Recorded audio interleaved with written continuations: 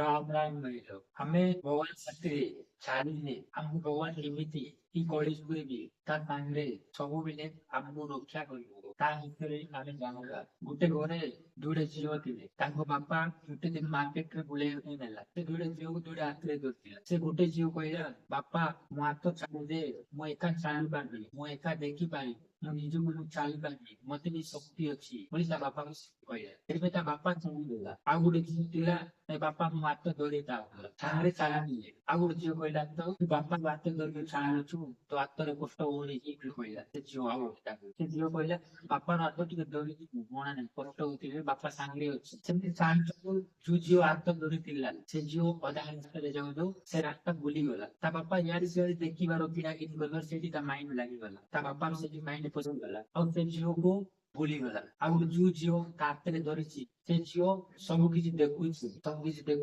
ତାଙ୍କୁ ଟାଇମ ରେ ଖାଇବା ପାଇଁ କିଣି ଦଉଛି, ଟାଇମ ରେ ବାପା ମତେ ଡ୍ରେସ ଦରକାର ଡ୍ରେସ କିଣି ଦଉଥିଲା, ଚପଲ ଦରକାର ଚପଲ କିଣି ଦଉଥିଲା, ଆଜି ଗୋଟେ ପାଉଁଜି ଦରକାର ପାଉଁଜି କିଣି ଦେଇଥିଲା, ଆଉ ଯୋଉଟା ଖାଇବା ପାଇଁ ବୋଲେ ସେଟା ତାଙ୍କୁ କିଣି ଦଉଥିଲା। ତା ବାପା କହିଲା, ଆଉ ସେ ଝିଅ ତ ମାର୍କେଟରେ ବୁଲୁଛି, ଆସିବ ପରେ ମୋ ପାଖରେ ଥିବ ବୋଲି ସେ ସେମିତି ତାଙ୍କୁ ଏତେ ଧ୍ୟାନ ଦେଇନି। ସେ ମାର୍କେଟରେ ଅଛି, ତାଙ୍କୁ ଝିଅକୁ ସେଠି ଭୁଲିଗଲା। ସେ ଗୋଟେ ଝିଅକୁ ଫୁଲ ଖାଇବା ପିଇବା ସବୁ ଡ୍ରେସ ସବୁ କିଣିଦେଲା ତା ବାପା। ଆଉ ଖୁସିରେ ସବୁ ପଟରେ ବୁଲେଇଲା। ସେ ଝିଅ କିଛି ଟେନସନ ନାହିଁ, କୋଉ ପଟରେ ବୁଲେଇବା ଟେନସନ ନାହିଁ, କାହିଁ କିଛି ଟେନସନ ନାହିଁ। ତା ବାପା କହୁଥିଲା ସବୁ କିଛି ତା ପାଖରେ କିଣି ଦେଇଥିଲା, ତା ହାତ ଧରିଥିଲା ପାଇଁ। ଆଉ ଖୁସିରେ ସେଇଠୁ ମାର୍କେଟିଂ କଲେ।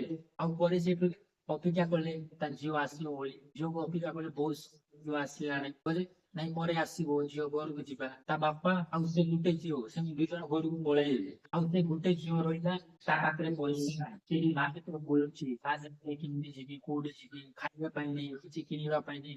ଝିଅ ଦିନ ସାରା ସେ ମାର୍କେଟରେ ବୁଲିଲା, ଖାଲି ଟେନସନ ଡିପ୍ରେସନରେ ତା ମୁଣ୍ଡ କାମ କଲାନି। ମତେ କିଏ ମାରିଦେବେ, କିଏ ଧରିଦେବେ, କିଏ ନେଇଯିବେ, ମୋ ବାପା କୁଆଡେ ଗଲା। ତା ବାପାକୁ ଖୋଜିବାଟି ସାରା ଦିନ ସେ ଝିଅର ଲାଗିଗଲା। ତା ବାପାକୁ ଖୋଜି ସାରା ଦିନ ସେଠି ଲାଗିଗଲା। ସେ ଖାଇବା ପିଇବା କିଛି କରିନି, କିଛି ସାମାନ ବି କିଣିନି, ପଇସା ସାରା ଦିନ ଟେନସନରେ। ସେମିତି ସନ୍ଧ୍ୟା ହେଲା ଯେମିତି ସେଠି ଅନ୍ୟ ଲୋକ ତାଙ୍କୁ ଲୋକ ଧରିକି ତାଙ୍କୁ ଘରେ ଆଣିବେ, ତାଙ୍କୁ ଘରକୁ ଆଣିଲେ। ସେ ଦୁଇଟା ଝିଅର କାହାଣୀ କଣ ଶିଖିବ ତମେ ନିଜକୁ ଭାବ। ଗୋଟେ ଝିଅ ତା ବାପା ହାତ ଧରିଥିଲା, ସାରା ମାର୍କେଟ ବୁଲିଲା, ତାଙ୍କ ଇଚ୍ଛାରେ ଖାଇବା ପାଇଁ ମିଳିଲା, ତାଙ୍କ ଇଚ୍ଛାରେ ଡ୍ରେସ ପଟା ପାଉଁଜି ଚପଲ ସବୁ କିଛି ତା ବାପା କିଣିଦେଲା।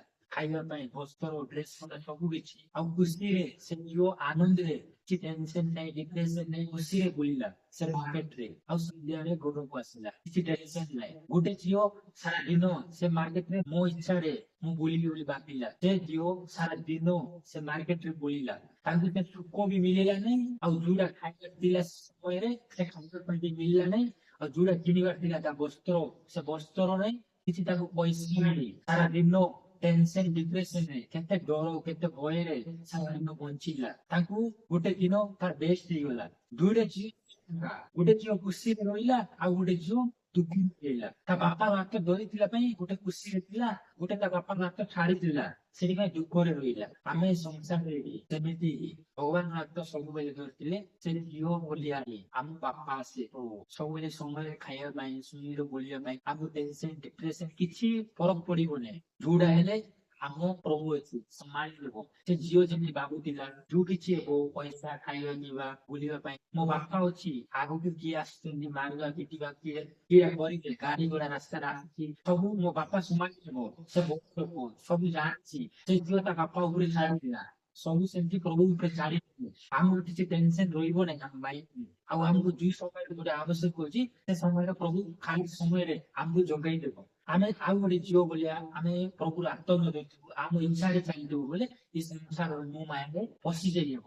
ଆମକୁ ଏଇଠୁ ବାହାରିବୁ ବୋଲି ଜୀବନ ଏଠି ଯୋଉ ସମୟରେ ଖାଇବା ସେଟା ଖାଇବା ପାଇଁ ମିଳିବ ନାହିଁ, ଯୋଉ ସମୟରେ ଯୋଉଟା ଆବଶ୍ୟକ ଅଛି ସେ ଆବଶ୍ୟକ ବି ଆମକୁ ମିଳିବ ନାହିଁ। ଆଉ ଆମ ସାରା ଜୀବନ ଖୁସିରେ ବି ଯିବ ନାହିଁ। ଟେନସନ ଡିପ୍ରେସନ ଦୁଃଖ ସୁଖ ଏ ସଂସାର ମୁଁ ମାଇଣ୍ଡରେ ଆମେ ବାହାରିବା।